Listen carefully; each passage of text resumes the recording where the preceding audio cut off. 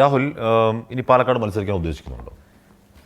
അത് കോൺഗ്രസ് പാർട്ടി എന്ത് തീരുമാനമെടുക്കുന്നു. അല്ല, താങ്കൾ കോൺഗ്രസിലുള്ള ആളല്ലേ ഇപ്പോൾ നിലവിൽ? കോൺഗ്രസിൽ നിന്ന് എന്നെ പുറത്താക്കാൻ ലീഡർഷിപ്പ് വിചാരിച്ചാൽ പറ്റും. പക്ഷേ എന്നിൽ നിന്ന് കോൺഗ്രസിനെ പുറത്താക്കാൻ ഈ ലോകത്ത് എനിക്ക് മാത്രമേ പറ്റത്തുള്ളൂ. അതൊരിക്കലും ഞാൻ ചെയ്യത്തില്ല.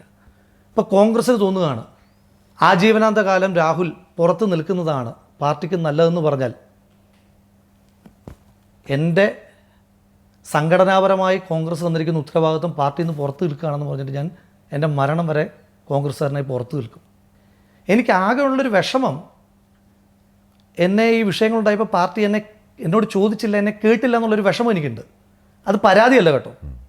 നമ്മുടെ ഈ ഇൻ്റർവ്യൂവിൻ്റെ ഫോക്കസ് അതാകരുത്, ടാഗ് ലൈൻ അതാകരുത്. രാഹുലിന് വിഷമമുണ്ട്, കേട്ടില്ല, അതല്ല.